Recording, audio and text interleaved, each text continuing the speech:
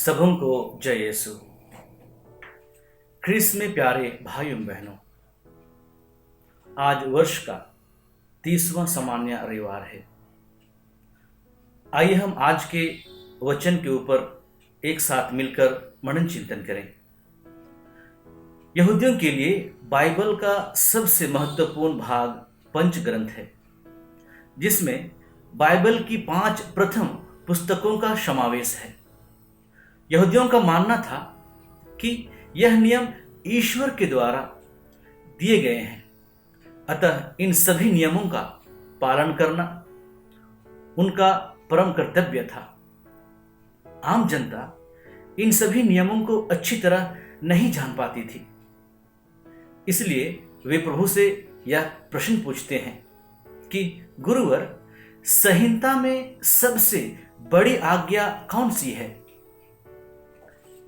इसी तरह हम भी ईश्वर के द्वारा दिया गया 10 नियमों का पालन, कलीसिया के 6 नियमों का पालन बहुत ही अच्छी तरह से बाखूबी के साथ निभाते हैं, और हम ये वादा करते हैं कि हम सचमुच में एक सच्चे ख्रिस्ती हैं।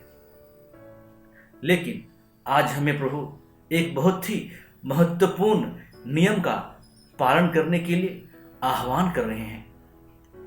ख्रिस्तीय धर्म एक सच्चा प्रेम और शांति का धर्म है, और यही हमारे धर्म का सार है।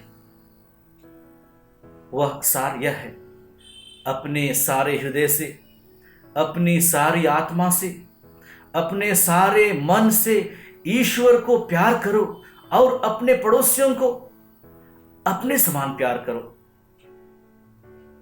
ईश्वर के प्रेम में कोई सीमा नहीं है, उसका प्यार अथाह है।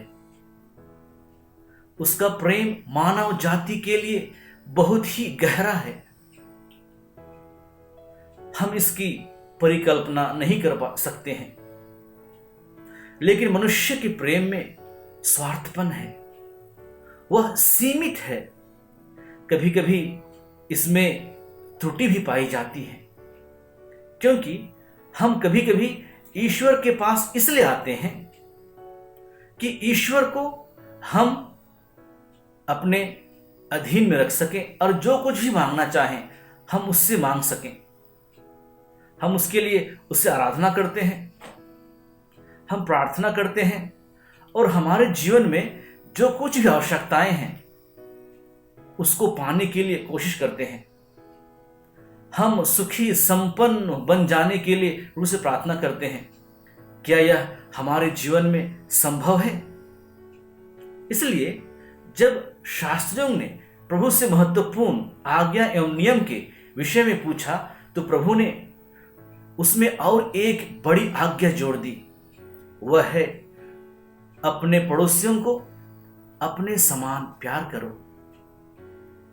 पड़ोसी प्रेम पर जोर देने का मूल कारण यह है कि हम एक ही सृष्टिकर्ता पिता ईश्वर में विश्वास करते हैं, और हम ईश्वर के सादृश्य बनाए गए हैं।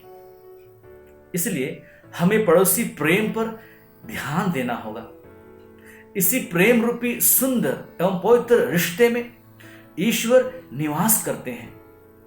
निर्गमन ग्रंथ से लिया गया आज का पहला पाठ भी पड़ोसी प्रेम पर प्रकाश डालता है।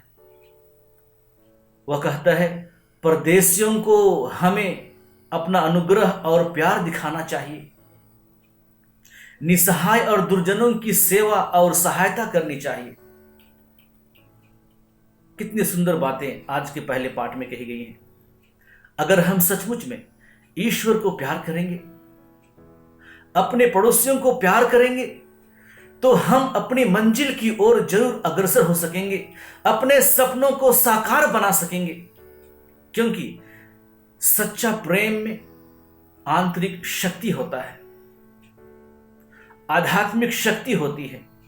यह शक्ति हमें कभी भी निराश नहीं होने देगी, कभी भी अपने राहों से भटकने नहीं देगी। यह शक्ति हमें कभी भी गिरने नहीं देगी। आज हमें इस शक्ति को पहचानने की आवश्यकता है। आज हमें शक्ति को अनुभव करने की आवश्यकता है।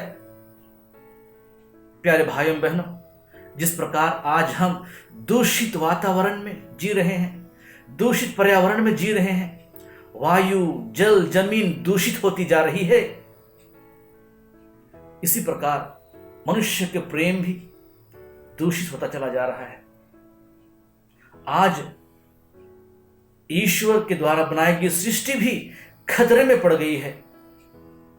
इस प्रेम की कमी से केवल मनुष्य की नहीं, सारी सृष्टि गर्त की ओर बढ़ रही है। आइए हम प्रभु से प्रार्थना करें, प्रभु हमें सच्ची सुबुद्धि और विवेक दे, आध्यात्मिक शक्ति दे, हमारी आध्यात्मिक एवं आंतरिक आंखों को खोल दे, जिससे हम इस रहस्य को समझ सकें और प्रभु के प्रेम से प्रेरित होकर पड़ोसी प्रेम के द्वारा ईश्वर को अपनी सारी हृदय से, अपनी सारी आत्मा से और सारे मन से ईश्वर को प्यार कर सकें। और अगर हम सचमुच में यह करने को तत्पर हैं, हम ईश्वर के करीब हैं, हम ईश्वर के प्रिय पुत्र और पुत्रियां हैं। आइए आज हम इस रोटी और दाखरस के द्वारा अपने आप को मजबूत करें, आध्यात्मिक जीवन को सशक्त करें और प्रभु से प्रार्थना करें कि प्रभु हमें दूसरों को प्यार करने के लिए शक्ति दीजिए, प्रभु हमें दूसरों को क्षमा करने के लिए शक्ति दीजिए। आज संसार में इसी की आवश्यकता है। आइए प्रभु से प्रार्थना करें। सबों को जय यीशु।